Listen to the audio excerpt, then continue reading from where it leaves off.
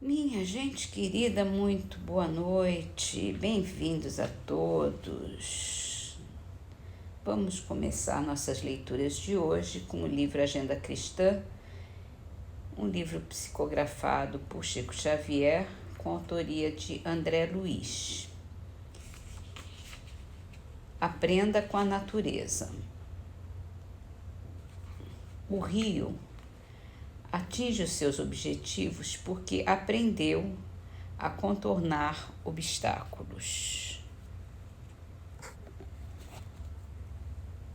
Vamos aprender também. No Livro dos Espíritos, continuamos sobre a encarnação nos diferentes mundos. E Kardec pergunta se os seres que habitam os diferentes mundos têm corpos semelhantes aos aqui da Terra, aos nossos aqui. É fora de dúvida que tem corpos, porque o espírito precisa estar revestido de matéria para atuar sobre a matéria. Esse envoltório, porém, é mais ou menos material, conforme o grau de pureza a que chegaram os espíritos. É isso que assinala a diferença entre os mundos que temos de percorrer, porque muitas moradas há na casa de nosso Pai, sendo por consequência de muitos graus essas moradas. Alguns o sabem e desse fato têm consciência na terra. Com outros, no entanto, o mesmo não se dá. É interessante essa ideia que ele coloca aqui, de o espírito precisa estar revestido de matéria para atuar sobre a matéria. E a gente lembra que dimensão espiritual também é um tipo de matéria mais sutil, menos física, né? Mas que quando os espíritos atuam sobre a matéria física aqui da Terra, eles não estão totalmente espiritualizados, eles têm um perispírito que consegue, que é material, que faz essa intervenção sobre a matéria mais grosseira que é a nossa. E então essa dimensão espiritual, essa dimensão semimaterial, né, que não deixa de ser um tipo de matéria, porque é uma matéria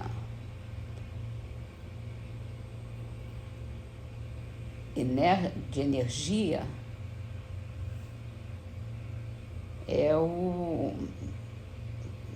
é ainda considerado matéria aqui pelos espíritos.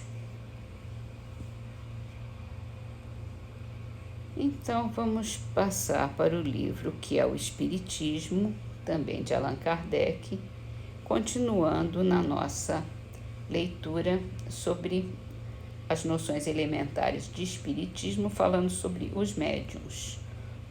Ontem nós dissemos as várias categorias de mediunidade que existem, falamos sobre os médiuns de efeitos físicos, de causas inteligentes e dos médiuns de psicografia, que eles chamam de escrita, né? Continuando então, os médiuns têm a faculdade de se poder comunicar, mas a comunicação efetiva depende da vontade dos espíritos. Se eles não quiserem se manifestar, o médium nada obterá. Será como um instrumento sem um músico que o toque. Visto que os espíritos só se comunicam quando querem ou podem, não estão sujeitos ao capricho de ninguém. Nenhum médium tem o poder de forçá-los a se apresentarem. Isso explica a intermitência da faculdade nos melhores médiuns e as interrupções que sofrem às vezes durante muitos meses. Seria, assim, um erro comparar a mediunidade a uma propriedade do talento. O talento adquire-se pelo trabalho. Quem o possui é sempre senhor dele, ao passo que o médium nunca o é de sua faculdade, pois que ela depende de uma vontade estranha. Os médiuns de efeitos físicos que obtêm regularmente e à vontade a produção de certos fenômenos, admitindo que não haja embuste, estão em relação com os espíritos de baixa esfera, que se comprazem nessa espécie de exibições, que talvez foram prestidigitadores quando na Terra. Seria, porém, absurdo pensar que espíritos, mesmo de pouca elevação, se divirtam em executar farsas teatrais. A obscuridade necessária à produção de certos efeitos físicos presta-se sem dúvida à suspeita, mas nada prova contra a realidade deles. Sabemos que em química algumas combinações não podem ser operadas à luz, que muitas composições e decomposições se produzem sob a ação do fluido luminoso. Ora, todos os fenômenos espíritas são resultantes de uma combinação dos fluidos próprios do espírito com os do médium. Desde que esses fluidos são matéria, não admira que em certas circunstâncias essa combinação seja contrariada pela presença da luz.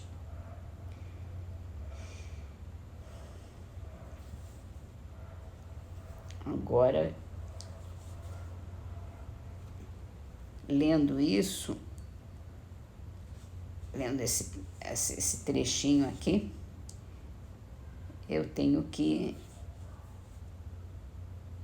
recompor a minha afirmação anterior, que os espíritos, eles, na verdade, até pela dimensão espiritual que tem, eles têm necessidade de um médium, de uma ação mediúnica que permita a eles a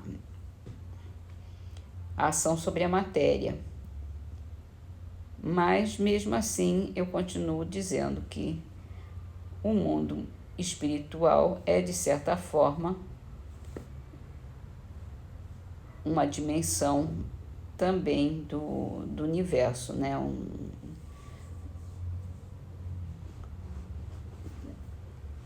Se formos considerar outros mundos mais elevados, outros planetas mais adiantados, onde a matéria já está mais etérea, seria praticamente a mesma sensação do mundo espiritual.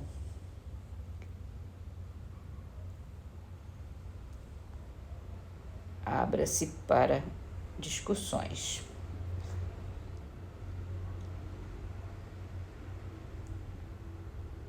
Salvo o melhor juízo, digamos.